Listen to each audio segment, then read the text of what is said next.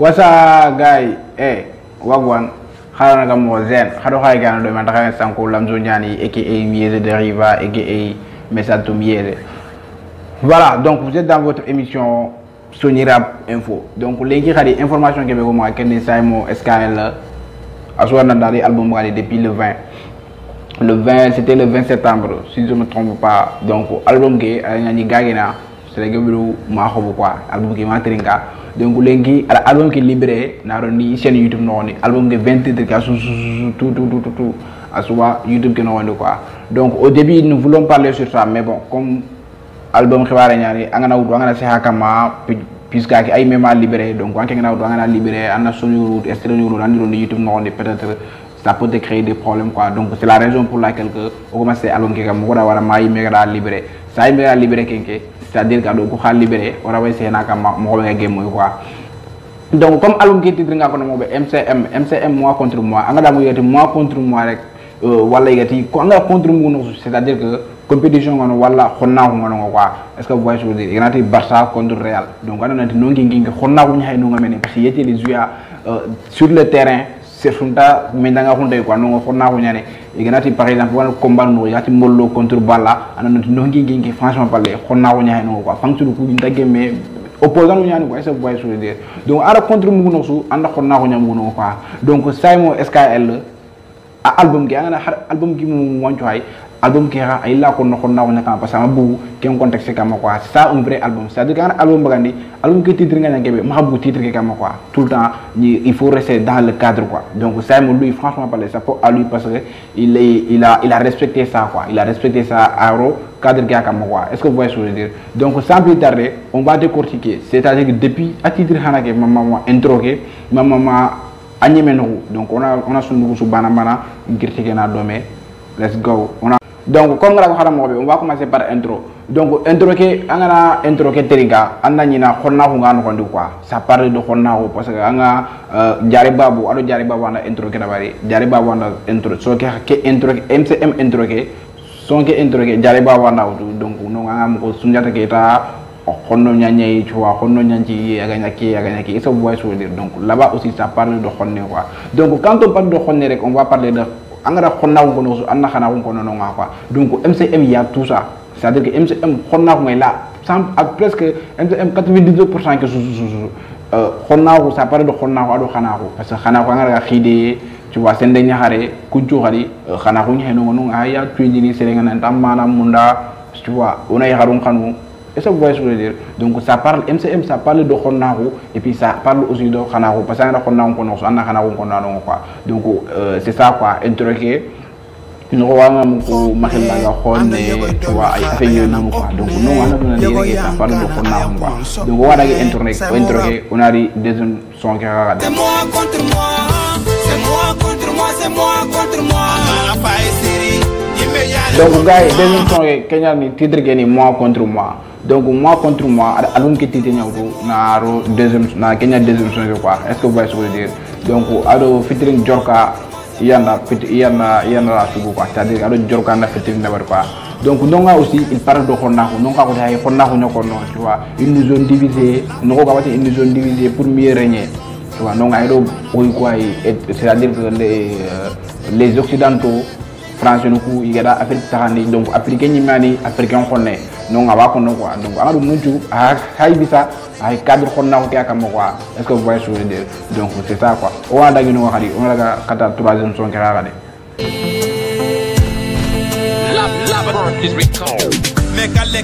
donc on a dit troisième son là-bas il parle de Tourinten Khalibi donc Tourinten Khalibi il parle de tout ana hodere tu vois donc du coup il met ça Kenya extrait le premier extrait MCM a lancé quoi tu vois donc ngé na sima souda ngé ndel quoi asuwatu sa goût le goût qu'il donne asuwatu quoi son goût plutôt donc c'est ça quoi Tourinten Khalibi ngé asuda teringa ça parle de tout awasu kono quoi donc c'est ça quoi parce que tout dingue bay tout dingue na wutu yera quoi donc c'est ça amba waria on la dangi no ngona kata quatrième son ka kali anyani ma anga tampi dimbate ngaram pata donc quatrième son ke Kenya ni sende ñaxare donc sende ñaxare non a yaharu nya jakin quoi comme tanto ndako video game no woni khadi donc yaharu ona yaharu ndaro tu vois yaharu nya no ma yaharu nya no gida yaharu nya ni o ko yunju quoi yaharu nya ni go ngai ça ça vous voyez ce que je veux dire parce que anda yugo muku anga ma yaharu muku c'est vrai aussi anda yaharu ngam ko anga yugo muku quoi donc bodi yande la domé donc il faut mona yaharu respecter yano manu yano gida yaharu yano o yakku yano hodu quoi est-ce que vous voyez donc voilà ala ke ñako kenga c'est-à-dire que xanu ñaan ko comme rek xala mo tanto MCM xanu ado xonna ko mais xonna ko kiya nga mo nda xanu ke parce que titre gene gene quoi contre de ala contre mo no so anda xonna ko ñam mo no quoi tu vois donc c'est ça on a kata 5e son ke ga de muy natal sama xol xanu yati fakama xu orwa birana jongi anyani ngami ga nyana ngami go landa mo kanya. Donc 5e son qui est XTRF. XTF, j'espère que signification est son que direct, son qui a signification c'est-à-dire que xanuenda banda, j'espère qu'il y a une signification quoi. Donc non ka aussi ado Babel j'espère bien. Donc non il parle de l'amour, tu vois nandi angi xanani xanu mari xanu dina buri. En tout cas ça parle de l'amour quoi, ça parle de l'amour. Donc c'est ça qu'il y a ni son xadi comme tantôt rek MCM genge bay xanuye ado xonnako tu vois Kenya MCM no quoi tu vois donc liri tu ngano c'est liri tu ngano parce que Allah way xanuye ngono Allah hogo ko na jarani di xanuye quoi vous voyez ce que je veux dire c'est-à-dire que ngira histoire ko raconter ne jambantaw quoi jambantaw wala jambantaw ni histoire na raconter di xanuye quoi tu vois Allah c'est une classe ni message di xanuye nga tu vois ce que je veux dire donc ana yugo ak ngendo yugo gaya ana par exemple c'est amiro nati gaya par exemple ay nati da jamba donc c'est amiro way son yugo wutu ana hay nata classe ne mais ana jaran unity ido yaxane ko histoire ni quoi tu vois na do ido yaxane wani domé ay nata yaxane ko quoi tu vois ido yaxane ki daba ida ki daba ni bi daba ne rek yaxane ki di voilà donc automatiquement nati gna mo na tuna non mais ça il s'adresse à moi quoi donc c'est ça cette au coup côté kebega c'est-à-dire que apparence que côté kebega warini ku rek nyamari quoi mais anga ni na hotana wa no gondi saymo ayana ke ngala quoi mais ku rek wala way genya ko non mais album genge moi contre moi comme na un album yani quoi tu vois moi contre moi genge non genge kide ke meda quoi moi contre moi donc album qui xano ne xadi odani saymo n'a pas changé album qui titre rek kebe ko album qui xara kenya ko et puis kenya ni vrai album ko ngar album titre nya kebe agni lene kenya ko no album ki no quoi tu vois donc ronda kata 6e titre qui xara de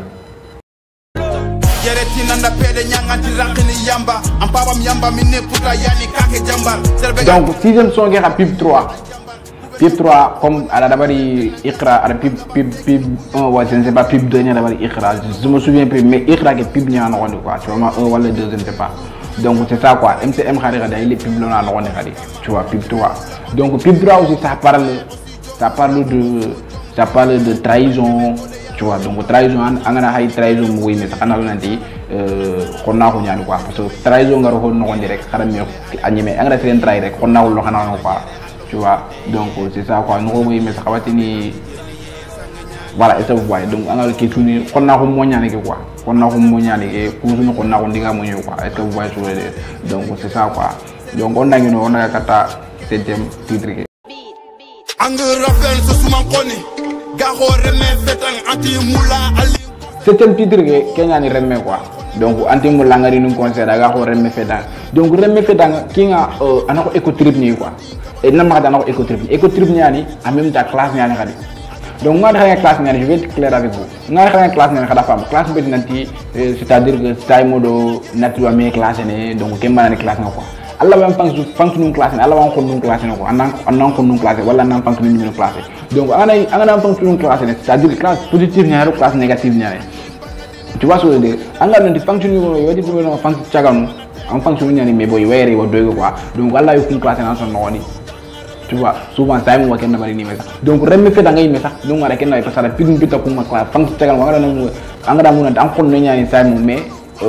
say mo anda say mo mun da mais say mo concert nga télé donc ay buñu ko na ko nek classe ko saga ko remme fe da tu vois alors rapport ñi mi rap ñi mi men classe alla way di la rapport classe né alla donc classe ben nan di rapport no hilli bayina quoi donc remme yere e ko tribunal en même temps classe ñani xadi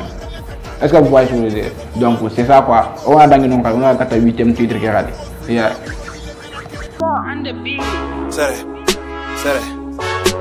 Donc on est dans on a serré ñani 8e titre que quoi. Serengenge bon en fait à la soir quoi, il a tout dit. Serenga Muhombe, tu vois, Serenge c'est compliqué, c'est un serendo quoi. Tu vois, son genre de comme c'est ça quoi. Donc Serengenge à la soir globalisé. Donc c'est ça quoi. On a dans série, on a 9e titre qui a regardé.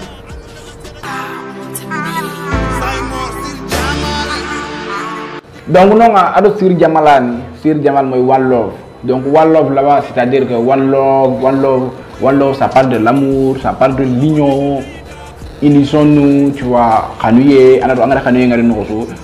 soro hille en kanino quoi, tu vois, on a Kanouye ngari no so anda kapé no no quoi, korom kahi,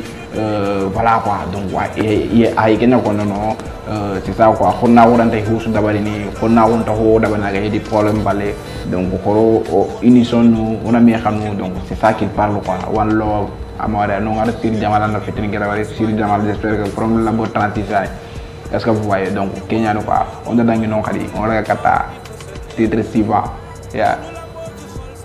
Guys, on a 10e titre quoi. 10e titre bon ha to ko ndoy. Après on a une deuxième partie ngara bari quoi. Deuxième partie détail MCM. C'est ça quoi parce que on a su kinu kundu, c'est long, album 20 titres. Hey, ngala ki mena wala ngada boy, ban vidéo na bari album yo 20 titres. Ati waouh, adange na wuro mo wonti ñanere ya. Voilà, on a d'abord quoi, tu vois. Et je m'excuse aussi la qualité là, la qualité image ça reste parce que voilà, non quoi. Vous voyez là, donc c'est ça. Donc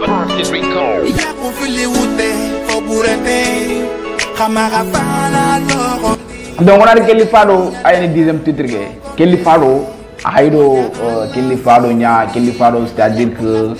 serebe encore ketangine yauma ange kita Allah bamba place mutu ketangine keli haro nyaw quoi tu vois. Donc ange nganya keli haro Allah wa yakhmutu. Donc keli fado là-bas c'est un conseil quoi, conseil nyani et puis à qui me raconte c'est vrai, c'est la réalité quoi. Donc Allah yakhado hillutu mais est-ce que yakhado ko hillutu anna ko wonda nyoru ni sunu nga pato qur'ana nyi mele kenya ko angara yakhado angara hubi ko bani anna ko wonda kenya ko baye ndanga ni donc ça parle de tout quoi. Yakhade ni du sukarana tu vois kinanya munda na ngiri ma na ngiri haba prare katanga tu vois. Donc angena yakhi il faut maintenant respecter kana kanu kine anna. Donc c'est un peu ça quoi, ça parle de ça quoi. Est-ce que vous voyez ce que je veux dire? Donc c'est ça MCM, comme on a parlé, ça parle de l'amour et ça parle de l'ennemi quoi. C'est-à-dire que ça parle de l'amour, ça parle de voilà quoi. Amour MCM quoi. Ça parle de ça parle de quoi. Donc c'est ça, album qui a titre du moi contre moi. Donc c'est ça quoi. Donc Lamzoniani, Thierry Mucho, abonnez-vous parce que deuxième partie ngari quoi. Deuxième partie ngari ni quelle première partie mais deuxième partie ngaki quoi. Lamzoniani, Thierry Mucho, gang. Oita tana. Big up.